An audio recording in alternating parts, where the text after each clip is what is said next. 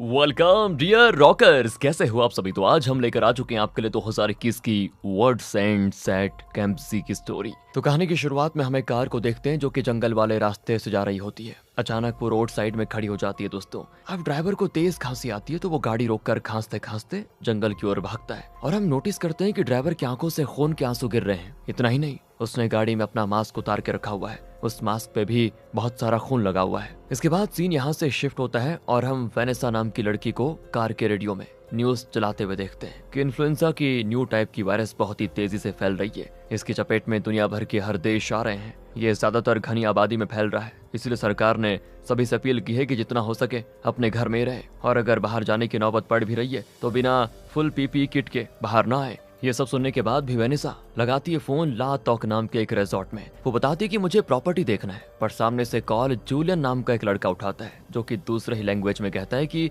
हमने सीजन के लिए अपना रिजॉर्ट अब बंद कर दिया है। और फिर वो दोस्तों मुंह से बीप की आवाज निकालकर फोन कट कर देता है। दरअसल वो ऐसा दिखाना चाह रहा था कि कॉल किसी ने उठाया ही नहीं बल्कि रिकॉर्डेड वॉइस उसको सुनाई दी है। इसके बाद जूलियन के पास क्ले नाम का एक आदमी आता है जो कि उसके अंकल स्टैन का दोस्त है और इस रिजॉर्ट का को ओनर भी। जूलियन उसे अपनी होशियारी के किस्से सुनाता है। फिर क्ले कहता है कि तुमने सुना ना, स्टेन भी पॉजिटिव पाया गया है इसलिए वो क्वारंटीन है। तो वो कहता है हाँ मैंने सुना। तभी दोस्तों वहाँ पे वेनेसा आ जाती है। वो एक दो बार हॉर्न मारती है। रिजॉर्ट के एंट्रिंग पे फाटक लगा होता है। जल्दी से फाटक ना उठाने पे वेनेसा दूसरे गेट से चीजों को ठोकते हुए सीधे आगे बढ़ने लग जाती है। और तब जूलियन उससे कहता है कि अंधी हो गई हो क्या, दिखाई नहीं दे रहा, साइन बोर्ड लगा हुआ है कि रिजॉर्ट बंद हो चुका है इस सीजन के लिए। तब वो एक पेपर दिखाती है और बताती है मैं वेनेसा हूँ, प्रिंस अरुण की अटॉर्नी। मेरी पहले ही बात हो चुकी है, मैं बस अरुण के बिहाफ पे प्रॉपर्टी देखने आई हूँ और प्रिंस अरुण कल आने वाले हैं प्रॉपर्टी विजिट करने के लिए। पर जूलियन कहता है कि सॉरी मुझे इसके बारे में कुछ नहीं पता है और मुझे ऊपर से ऑर्डर दिया गया है कि कोई भी एंटर ना हो। पर दोस्तों क्ले जब सारे पेपर्स पढ़ता है तो वो जूलियन को समझाता है कि अब सब कुछ बैंक का हो चुका है इसलिए इनको अंदर आने दो। और तब जूलियन वेनेसा से कहता है कि अगर तुम यहाँ कुछ वक्त के लिए रहने वाली हो तो यहाँ के कुछ रूल्स हैं जो तुम्हें फॉलो करने होंगे, जैसे 10 किलोमीटर पर आवर से ज्यादा की स्पीड पे ड्राइविंग अलाउड नहीं है। तो वेनेसा उसको कन्फ्रंट करती कि मुझे पता है तुमने कॉल पे वॉइस मेल की एक्टिंग की थी, तुम मेरे यहाँ आने से खुश तो नहीं हो, पर सुनो बच्चे मैं बस अपना काम करने आई हूँ, मेरी तुमसे कोई पर्सनल दुश्मनी नहीं है। वो क्या है ना, कल प्रिंस आने वाले हैं तो मुझे सारा कुछ रेडी करके रखना होगा, अगर तुम थोड़ा कोऑपरेट करोगे तो ये मेरे लिए अच्छा ही होगा। जूलियन भी मान जाता है और खुद वेनेसा को उसके रिजॉर्ट तक छोड़ने जाता है और कहता है कि सारे डॉक्यूमेंट्स ऑफिस में है। तो वो कहती है अच्छा मैं 15 मिनट में तुमसे ऑफिस में ही मिलती हूँ फिर। और फिर 15 मिनट के बाद वेनेसा सारे डॉक्यूमेंट्स चेक करने लगती है और उसे इस रिजॉर्ट के फायर प्रिवेंशन प्लान कहीं नहीं मिल रहा होता है, जिसपे जूलियन कहता है कि ये एक प्राइवेट रिजॉर्ट ग्राउंड है, ना कि कोई सरकारी पार्क जिसमें तुम्हें सारे एनवायरमेंट फ्रेंडली चीजें मिलेंगी। फिर शाम में वेनेसा क्ले के साथ बातचीत करके पेपर वर्क डिस्कस करते हुए कहती है ये जूलियन का रूड बिहेवियर हमेशा ऐसा ही रहता है क्या, ढंग से बात नहीं करता ये। तो क्ले बताता है नहीं नहीं वो तो बहुत ही प्यारा बच्चा है, दरअसल वो यहीं पला बढ़ा है ना, इसलिए ये प्रॉपर्टी जब बिक रही हो तो उसको बेघर होने जैसा फील हो रहा है। साथ ही उसके अंकल ने पहले उसको इस प्रॉपर्टी को बेचने के बारे में कभी बताया ही नहीं था, कल ही तो उसको सारी चीजें पता चली है, इसलिए थोड़ा खुश नहीं है। अब दोस्तों हम इन तीनों को साथ में डिनर करते हुए देखते हैं। जूलियन ने सभी के लिए बर्गर बनाया होता है। इसके बाद ये तीनों ड्रिंक करते हैं, फिर ये तीनों आग जलाकर आराम से तापते हैं आग को। वेनेसा को तो अभी भी ठंड लग रही होती है, इसलिए क्ले जूलियन से कहता है कि रूम से वेनेसा को ब्लैंकेट ला कर दे दो। तब तक में दोस्तों वेनेसा और क्ले आपस में बातें करते हैं और इनकी बातों से हमें पता चल जाता है कि क्ले एक टीचर रह चुका है दोस्तों, जो बच्चों को पॉलिटिकल साइंस और इंडिजिनस स्टडीज पढ़ाता था। फिलहाल वो एक बुक लिख रहा है, तो वेनेसा उसे कोई इंडिजिनस स्टोरी सुनाने को कहती है। तो क्ले बताता है कि कुछ सालों पहले मैं अफ्रीका गया हुआ था, वहाँ जंगल में हमने कैंपिंग की थी। मेरे साथ और भी बहुत सारे लोग थे जो कि शराब वगैरह पीकर गेम्स खेल रहे थे, मगर मैं उस रात कुछ ज्यादा ही थक गया था, इसलिए मैं अपने कैंप में जाकर सो गया। जब मैं अगले दिन उठा तो वहाँ पे कोई नहीं था। पुलिस ने जंगल में उनको काफी ढूंढा तो उन्हें मिले तो सिर्फ हड्डी, कुछ खून से लिपटे हुए मांस के टुकड़े। तुम्हें पता है वेनेसा ये किसका काम था? तो वो कहती है जरूर किसी जानवर का होगा। क्ले कहता है कि नहीं, लोकल लोगों से बात करने पे मुझे पता चला कि ये काम एक ऐसे क्रिएचर का था जो कि आधा इंसान था और आधा शैतान। अब ये स्टोरी सुनकर दोस्तों वेनेसा काफी डर जाती है। अब क्ले को भी नींद आ रही होती है तो वो सोने चला जाता है, लेकिन वेनेसा अकेले ही अपने रूम की ओर जाने लगती है। पर क्ले की स्टोरी सुनकर वेनेसा को जंगल से डर लग रहा होता है और तभी वहाँ पे गाड़ी से जूलियन आ जाता है जो अपने रिजॉर्ट में सोने जा रहा था। वेनेसा उससे लिफ्ट मांगती है तो वो इनकार कर देता है। फिर वेनेसा पैदल ही जाने लगती है, लेकिन फिर वो कहता है कि अरे मैं तो मजाक कर रहा था, आ जाओ मेरे साथ। अगली सुबह दोस्तों जूलियन को जाना था शहर शराब लेने के लिए, मगर उसकी गाड़ी स्टार्ट ही नहीं होती, कोई दिक्कत आ गई थी। तो वेनेसा उसे अपनी कार ऑफर करती है। वो कहती है वैसे भी प्रिंस अरुण दोपहर से पहले नहीं आने वाले, ये लो गाड़ी की चाबी और चलो शहर से घूम कर आते हैं। अब नई एक्सपेंसिव गाड़ी चलाने को मिल रही थी तो जूलियन और ज्यादा खुश हो जाता है। उसको क्या चाहिए था, इस तरह वो खुशी खुशी शहर जाता है, जहाँ के कई सारे लोग अपने हाथों को सैनिटाइज कर रहे होते हैं और सरकार के खिलाफ धरना दे रहे होते हैं कि सरकार इस वायरस से निपटने के लिए कोई वैक्सीन क्यों नहीं बना रही है। खैर ये दोनों जाते हैं बार में और वहाँ से शराब ले लेते हैं। अब बारटेंडर तो जूलियन का पहचान वाला ही था। वो यहाँ के लोकल लैंग्वेज में जूलियन से पूछता है कि ये खूबसूरत हसीना कौन है, क्या तुमने इसे भी पटा लिया है? तो जूलियन कहता है कि नहीं भाई, ये तो अटर्नी है प्रिंस एरोन की, यहाँ प्रॉपर्टी के मसले से आई हुई है, मेरा इससे कुछ नहीं चल रहा। फिर वो बारटेंडर वेनेसा से थोड़ा फ्लर्टी अंदाज में बातचीत करता है, पर वो कुछ ज्यादा भाव नहीं देती उसको। अब जब ये दोनों रिजॉर्ट जाने लगते हैं ना, तो जूलियन की नजर पड़ती है उसी कार पे दोस्तों, जिसे हमने मूवी की शुरुआत में देखा था। और जूलियन को ये कार जानी पहचानी सी लगती है, इसीलिए वो वेनेसा से कहकर अपनी गाड़ी रुकवाता है। इसके बाद वो नीचे उतरकर उस कार को देखता है और पहचान जाता है कि ये तो मारियो की कार है। अंदर सीट वगैरह पे खून लगा होता है, तो जूलियन तुरंत 911 पे कॉल करके सारी बातें बता देता है। पुलिस ऑफिसर जो थे दोस्तों, वो खुद खांस रहा होता है, यानी शायद वो भी इन्फेक्टेड था। वो जूलियन को पहचानता था, इसीलिए कहता है कि मैं अभी किसी काम में बिजी हूँ, शाम तक तुम्हारे रिजॉर्ट में आकर तुमसे मिलता हूँ, वहीं पे सारी बातें डिस्कस करेंगे। इसके बाद वेनेसा और जूलियन वापस रिजॉर्ट में आते हैं, जहाँ वेनेसा उसको बताती है मैं शायद तुम्हें बताना भूल गई थी, पर प्रिंस एरोन सिर्फ क्लाइंट नहीं है मेरे, वो उससे बढ़कर है। तभी उसे हेलीकॉप्टर की आवाज आती है और वो कहती है लगता है वो आ गए। हेलीकॉप्टर से एंट्री लेते देख दोस्तों जूलियन तो हैरान। एरोन आते ही वेनेसा को किस करता है और फिर हम देखते हैं कि एरोन यहाँ पे अकेला नहीं आया, बल्कि वो अपने फ्रेंड्स को भी साथ लेकर आया है। उसके फ्रेंड्स में मैक्स, नेट और एंडी होते हैं। एंडी थोड़ी ड्रामा क्वीन टाइप की लड़की होती है, खूब ड्रामा करती है कि ये लोग तो मुझे कहाँ लेकर आगे बताओ, यहाँ तो कुछ भी नहीं है। साथ ही वेनेसा उसको जाने देती है, पलटकर कुछ कहती नहीं, कुछ भी नहीं। अब एरोन को बड़ी भूख लगी होती है, तो वो जूलियन से खाने के इंतजाम करने को कह देता है, जिसपे जूलियन साफ साफ कह देता है कि मैं कोई शेफ नहीं हूँ, ज्यादा जानकारी के लिए जाकर क्ले से मिले। तो मैक्स और एरोन चाहते हैं क्ले से मिलने के लिए। क्ले अभी भी अपनी बुक पे काम कर रहा होता है। तब वो एरोन को बताता है कि देखो तुम्हारे डैड को अच्छे से जानता हूँ मैं, वो अक्सर यहाँ समर में आया करते थे, उन्हें जगह काफी पसंद थी, मुझे पता है कि इसीलिए तुमने ये प्रॉपर्टी खरीदनी चाहिए। देखो मेरी बात, 20 साल पहले मैंने और स्टेन ने मिलकर ये प्रॉपर्टी खरीदी थी, तब से हमने इसका अपने बच्चे की तरह ख्याल रखा है। मैं ये प्रॉपर्टी स्टेन के कहने पे बेच रहा हूँ, पर मैं तुमसे ये वादा लेना चाहता हूँ कि तुम आगे भी इस प्रॉपर्टी का ऐसे ही ख्याल रखोगे। अब क्ले का भाषण सुनकर एरोन का दिमाग हिल जाता है। वो कहता है कि कहाँ है वो स्टेन, मुझे उसी से बात करनी है। तब क्ले बताता है कि वो तो इन्फेक्टेड हो गया है, इसलिए अभी वो नहीं आने वाला, तुम लोगों का ख्याल मैं ही रखने वाला हूँ। और जहाँ तक बात रही शेफ की, तो ये कोई 5 स्टार होटल नहीं है, बल्कि यहाँ लोग कैंपिंग के लिए आते हैं, तो वो अपना खाना खुद ही पकाते हैं। तो एरोन वापस मैक्स के साथ वहाँ से चला जाता है। शाम तक दोस्तों रेडियो पे कर्फ्यू की घोषणा होती है और फिर हम एरोन और मैक्स को आपस में बात करते हुए देखते हैं कि अरे इन रिजॉर्ट वालों को तो पता ही नहीं है कि इसके नीचे ग्रेफाइट है। हम इस रिजॉर्ट को खरीद रहे हैं, इसकी खुदाई करवाएंगे उसके बाद, और फिर ढेर सारा मुनाफा कमाएंगे। तभी दोस्तों एरोन की नजर पड़ती है वेनेसा पे, जो कि जूलियन से कुछ ज्यादा ही बातचीत कर रही होती है, और ये बात एरोन को थोड़ा अटक जाती है। इधर हम देखते हैं कि वेनेसा जूलियन को समझा रही है कि देखो तुम्हें उनकी हर बात मानने की जरूरत नहीं है। दरअसल दोस्तों उन्होंने पैसे देकर अपना पल्ला झाड़ दिया था और वो जूलियन से ही खाना पकवा रहे होते हैं, जिसमें वेनेसा भी उसकी थोड़ी मदद कर देती है। अब यहाँ जूलियन भी वेनेसा को कन्फ्रंट करता है कि तुम्हें भी तो उसके साथ हेलीकॉप्टर में आना चाहिए था, तुम तो एरोन की गर्लफ्रेंड कम और असिस्टेंट ज्यादा लग रही हो। तो वेनेसा कहती है अरे ऐसी बात नहीं है, हमें यहाँ कार भी तो लानी थी, इसलिए एरोन ने कहा कि मेरी कार तुम ड्राइव करके लेके जाओ, रोड ट्रिप एंजॉय करो। पर जूलियन कहता है कि अरे उल्लू किसी और को बनाना, तुम्हें दिखाई नहीं दे रहा पर मुझे सब दिखाई दे रहा है, वो लोग तुमसे हर काम करवा रहे हैं और खुद देखो एंजॉय कर रहे हैं। अब यहाँ वेनेसा थोड़ा भड़क जाती है और कहती है कि तुम्हें हमारे रिश्ते के बारे में कुछ भी नहीं पता। जूलियन कहता है उन्होंने मुझे एक्स्ट्रा पैसे दिए हैं, इसीलिए मैं अपना काम कर रहा हूँ, तुम्हें मेरी हेल्प करने की कोई जरूरत नहीं है। अब दोस्तों रात तक जूलियन सारा कुकिंग करके उनको दे देता है और खुद चला जाता है अपनी गाड़ी को ठीक करने के लिए। इधर ये लोग मस्त खाते पीते हैं और खूब सारी गपशप लड़ाते हैं, पर इनके साथ वेनेसा को उतना मजा नहीं आ रहा होता है। वो एरोन के साथ थोड़ा टाइम स्पेंड करना चाहती है, तो एंडी कहती तुम इतना जेलस क्यों हो रही हो, एरोन मेरे भाई जैसा ही है। वो अलग बात है कि एक बार हमने मेकआउट किया था। तो एरोन क्लियर करता है कि अरे उस समय मैं 16 साल का था, ये भी। पर दोस्तों एंडी अजीब तरह से बात कर रही होती है। वो आगे बताती कि पता है वो सब हमने अपने पेरेंट्स को गुस्सा दिलाने के लिए किया था, पर जब उनको पता चला तो वो तो उल्टा खुश हो गए कि अगर हम दोनों शादी कर लेते हैं तो उनकी दोस्ती रिश्तेदारी में बदल जाएगी। इसके बाद ये लोग शराब के नशे में खूब हल्लाबाजी करते हैं, जो कि जूलियन को पसंद नहीं आता।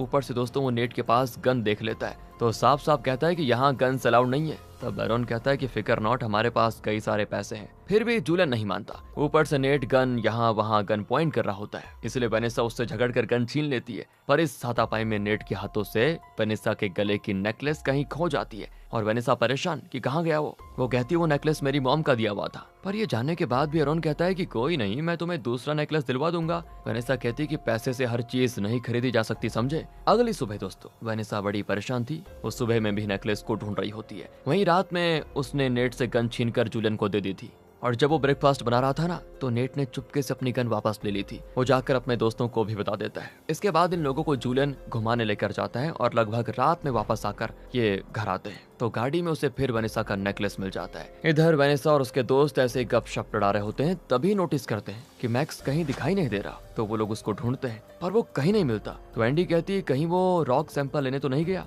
एरॉन कहता है हम कल ही जाकर रॉक सैंपल्स ले आए थे, आज कहाँ गया वो। तब वेनेसा पूछती है कौन से रॉक सैंपल्स, तुम लोग मुझसे क्या छिपा रहे हो। और तब एंडी उसको सच्चाई बता देती है कि एरॉन ये प्रॉपर्टी इसीलिए खरीद रहा है ताकि वो इसकी खुदाई करके ग्रेफाइट पत्थर की माइनिंग कर सके। वेनेसा को बड़ा गुस्सा आ जाता है कि तुम लोगों ने मुझसे ये बात छुपाई। दूसरी, स्टेन ने तुम्हें इस प्रॉपर्टी की जो सौदेबाजी की है उसमें एक कंडीशन है कि तुम इस जगह की हिफाजत करके रखोगे, कोई बदलाव नहीं करोगे इसमें, मगर तुम तो कुछ और ही सोच रहे हो। एरॉन कहता है कि वो सब छोड़ो, अभी हमको मैक्स को ढूंढना है, वो ज्यादा जरूरी है। तो वेनेसा कॉल करके जूलियन को भी बुला लेती है और फिर ये सारे मिलकर मैक्स को ढूंढने निकल जाते हैं। और दोस्तों इन्हें मैक्स का कपड़ा मिलता है जिसपे खून लगा होता है, इसीलिए ये लोग फिर उसी डायरेक्शन में आगे बढ़ते हैं जहाँ इन्हें फिर ब्लैक मैजिक से रिलेटेड चीजें दिखती है, जानवर की हड्डी, कैंडल्स, खून वगैरह। तभी जूलियन की नजर पड़ती किसी चीज पे जो हैंग हो रही होती है। इनको लगता है कि वो मैक्स ही होगा तो ये उसके पीछे जाते हैं, पर उस आदमी ने दोस्तों कुछ तो मास्क वगैरह पहन के रखा होता है जिसमें उसकी आंखें लाइट करती हैं। और ये देखकर एरॉन को लगता है कि जरूर यही वो ब्लैक मैजिक करने वाला होगा। वो उसे पकड़ने के लिए नेट के गन से शूट करता है और फिर जब ये लोग मास्क हटाते हैं तो देखते हैं कि ये तो मैक्स ही है जिसके मुंह पे टेप लगा हुआ था और अब एरॉन की वजह से पैर में गोली भी लग चुकी है उसके। ये लोग मैक्स को जंगल से वापस रिजॉर्ट में लेकर आ जाते हैं जहाँ वो बताता है कि देखो किसी ने पीछे से मुझ पे हमला किया था। अब नेट को लगता है कि जरूर किले का काम होगा ये, मगर जूलियन तो मानने से इनकार कर देता है कि हो ही नहीं सकता, किले कभी ऐसा काम नहीं करेगा। फिलहाल इंपॉर्टेंट तो ये है मैक्स को हॉस्पिटल लेके जाना ताकि उसके पैर से गोली निकाली जा सके। एरॉन, वेनेसा और जूलियन मैक्स को लेकर हॉस्पिटल जाते हैं। वहीं नेट एंडी यहीं पे रुकने का फैसला करते हैं। नेट कहता है कि चलो हम जाकर किले से सच्चाई का पता लगाते हैं। तो नेट बंदूक की नोक पे किले से सच्चाई कबूल करने को कहता है, मगर बदले में किले ये क्या राइफल निकाल लेता है। इनकी आपस में चली रही होती है तो मैं कि वहाँ पे पूरी तरह से इन्फेक्टेड मारियो आ जाता है दोस्तों। दूसरी ओर यहाँ रास्ते में वेनेसा और जूलियन नोटिस करते हैं कि मारियो की कार अभी भी उसी जगह पे खड़ी हुई है। कोई पुलिस वाला ना तो जूलियन का बयान लेने के लिए आया और ना ही यहाँ की तलाशी लेने। फिर जैसे ये लोग शहर में एंटर करने वाले होते हैं एक मिलिट्री पर्सन इनको रोक लेता है। वो कहता है कि तुम लोग शहर में अभी नहीं जा सकते, कर्फ्यू लगा हुआ है। और तब ये लोग दिखाते हैं कि देखो मैक्स के पैर में गोली लगी हुई है, हॉस्पिटल जाना जरूरी है हमारा, मगर फिर भी वो अलाउ नहीं करता। वो कहता है कि तुम लोग जहाँ से आए हो वहीं वापस चले जाओ और कल सुबह ही घर से बाहर निकलना। कल मिलिट्री के हेलीकॉप्टर आ जाएंगे, तुम लोगों को सिक्योर जगह लेकर जाएंगे। इतना कहते ही उस मिलिट्री पे कुछ इन्फेक्टेड लोग हमला कर देते हैं दोस्तों, जिसको देखकर ये लोग काफी डर जाते हैं और तुरंत ही गाड़ी घुमा लेते हैं। पर फिर वो इन्फेक्टेड लोग इनका पीछा नहीं छोड़ते, वो तो मैक्स को गाड़ी से उतार कर खा लेते हैं। वहीं वेनेसा, जूलियन और एरॉन किसी तरह अपनी जान बचाकर वापस रिजॉर्ट में आ जाते हैं। तो देखते हैं यहाँ क्ले इन्फेक्टेड मारियो को शूट कर रहा है। अब सबको समझ आ गया है कि यहाँ पे क्या चल रहा है। शहर में लगभग हर कोई उस अनजान वायरस से इन्फेक्टेड हो चुका है। जूलियन को तो अपनी जान बचाने के लिए अपनी गाड़ी वहीं शहर के बॉर्डर पे छोड़कर भागना पड़ा है। इधर वेनेसा से उसकी कार की चाबी गुम हो गई होती है और किले की जो गाड़ी थी दोस्तों उसे नेट ने पंचर कर दिया था, ये सोचकर कि किले ही विलन है। तो कुल मिलाकर अब इनके पास न कोई गाड़ी है यहाँ से भागने के लिए, न कुछ है। साथ ही जूलियन याद दिलाता है कि सोल्जर ने हमसे कहा था कि रात भर खुद को महफूज रखना, इसलिए हमें यहीं रुकना होगा, बाहर और खतरा हो सकता है। तब वेनेसा एरॉन से कहती है अपने डैड से कहकर हेलीकॉप्टर मंगवा लो, पर एरॉन कहता है कि नहीं, मैं अपने डैड से हेल्प नहीं मांगूंगा और वैसे भी एक हेलीकॉप्टर में हम सारे के सारे नहीं आ पाएंगे। पर फिर भी वो किसी तरह से राजी हो जाता है, मगर तब कॉल लगता ही नहीं क्योंकि नेटवर्क नहीं आ रहा होता है फोन पे। इसके बाद किले कहता है कि हम सभी को आज की रात वेयर हाउस में बितानी होगी क्योंकि ये जगह उतनी सेफ नहीं है। वेयर हाउस सही रहेगा, पर वेयर हाउस की चाबी तो मेरे ऑफिस में है, इसलिए तुम लोग यहीं रुको, तब तक मैं और जूलियन वहां जाकर चाबी ले आते हैं। मगर दोस्तों इनके जाने के बाद नेट और एंडी को शक होता है कि क्या वो लोग हमें लेने के लिए वापस आएंगे भी या फिर वो बस अपनी जान बचाएंगे। तब वेनेसा उनको समझाती कि नहीं, जूलियन और क्ले हमें जरूर लेने आएंगे। पर नेट और एंडी को उन पे भरोसा नहीं होता, इसलिए वो लोग यहाँ से भागने का फैसला करते हैं और वो भी रिजॉर्ट वाले ट्रैम से दोस्तों, जिसकी स्पीड काफी कम होती है। उनको जाता देखकर एरॉन भी उनके साथ हो लेता है। और तब वेनेसा को भी उसके साथ जाना पड़ता है। पर जल्द ही कुछ इन्फेक्टेड लोग उनको ट्रैम के पीछे घेर लेते हैं। नेट तो ट्रैम को ड्राइव कर रहा होता है, इसीलिए वो अपनी गन पकड़ा देता है एंडी को खुद की हिफाजत करने के लिए। वहीं एक इन्फेक्टेड आदमी ने वेनेसा का पैर पकड़ लिया होता है और वो उसे खींचने की कोशिश कर रहा होता है। और प्रिंस एरोन आराम से बैठा होता है दोस्तों। वो अपनी गर्लफ्रेंड को बचाने की कोशिश तक नहीं करता। वो तो सही टाइम पे क्ले और जूलियन वहां पे आ जाते हैं, जो कि उनको शूट करके वेनेसा को बचा लेते हैं। पर तभी वहां पे कुछ और इन्फेक्टेड लोग आ जाते हैं। इनमें मैक्स तो था ही, साथ ही वो बारटेंडर भी था जो कि कल खांसते हुए वेनेसा से फ्लर्ट कर रहा था। अब वो भी इन्फेक्टेड हो चुका है और इन पे अटैक करने आ रहा होता है। पर ये बात अभी तक एंडी के छोटे से दिमाग में घुसी नहीं कि ये लोग इन्फेक्टेड हैं। वो मैक्स से मिलने चले जाती है और बस मैक्स उसको दबोच लेता है, जिससे एंडी की हालत हो जाती खराब। वो तो जूलियन और क्ले मिलकर किसी तरह फिर एंडी को बचा लेते हैं और थोड़ी देर के लिए ही ये लोग गैराज में छुप जाते हैं। पर वो जगह भी सेफ नहीं होती दोस्तों, इसीलिए ये लोग फिर फाइनली दौड़ते भागते हैं और किसी तरह वेयर हाउस में चले जाते हैं। लेकिन जूलियन बाहर ही रह जाता है। ये लोग सही सलामत वेयर हाउस में जा ले, इसलिए जूलियन खुद को बलि का बकरा बना लेता है। वो बाहर इन्फेक्टेड लोगों को डिस्ट्रैक्ट कर रहा होता है, लेकिन अंदर वेनेसा को जूलियन की बड़ी चिंता होती है। वो क्ले से कहती है कि जूलियन को लेने के लिए कुछ करो ना। तो क्ले कहता है कि अब तो मेरी राइफल की गोली भी खत्म हो चुकी है, जूलियन वापस आ जाएगा, तुम फिक्र मत करो। वेनेसा कहती है अगर उसे कुछ हो जाएगा तो मैं खुद को माफ नहीं कर पाऊंगी। और तभी ये लोग नोटिस करते हैं कि एंडी को खून की वॉमिटिंग हो रही है, यानी उसे मैक्स ने कहीं तो बाइट कर लिया था और अब धीरे धीरे वो भी कन्वर्ट होना शुरू हो जाती है। और जैसे वो पूरी तरह से कन्वर्ट होती है ना, तो सीधे इन पे हमला कर देती है। तब क्ले और एरोन मिलकर रस्सी से उसके हाथ पैर बांध देते हैं। इसी वक्त तक दोस्तों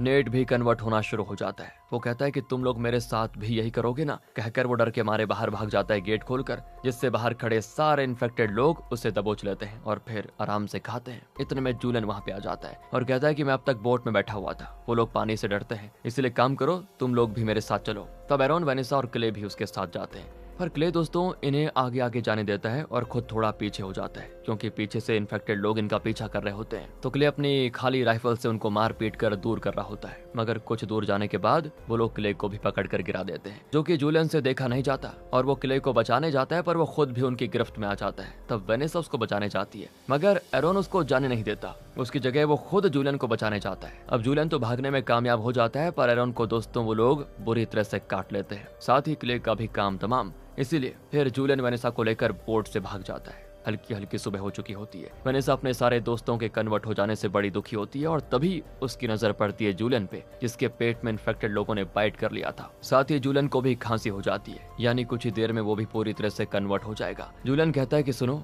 मैं उनकी तरह नहीं बनना चाहता, इसीलिए जब मुझे खून की उल्टी होना शुरू हो जाए तो मुझे मार देना। वेनेसा रोते हुए कहती है कि तुम्हें कुछ नहीं होगा। पर कुछ देर के बाद दोस्तों ये लेक के दूसरे किनारे पहुंच जाते हैं, जहां जूलियन उसे उसका नेकलेस लौटाता है और कहता है ये मुझे टूटा हुआ मिला था, मैंने इसको सोल्डिंग करने के लिए अपने पास रखा हुआ था। जब मैं अपनी गाड़ी बना रहा था तो तुम्हारे चेन को मैंने जोड़ दिया था अपनी माँ की दी हुई नेकलेस पर। जैसे ही वेनेसा थोड़ा खुश होती है ना, वैसे ही जूलियन को खून की उल्टी हो जाती है। उसकी आंखों से खून के आंसू बह रहे होते हैं। वो नेट की गन वेनेसा को देते हुए कहता है कि प्लीज मुझे अभी मार दो, मैं उनकी तरह नहीं बनना चाहता। तब जाकर कहीं वेनेसा रोते रोते बड़ी ही मुश्किल से जूलियन को शूट कर देती है और अब वो बिल्कुल अकेली है दोस्तों, खूब रोती है और फिर बोट से निकल जाती है अपनी जिंदगी की तलाश में। इसी के साथ दोस्तों ये कहानी होती है यहाँ पे खत्म। बाकी आप बताइए कैसे लगी। मिलते हैं आपसे अगली वीडियो में। ध्यान रखिएगा अपना। Thanks for watching.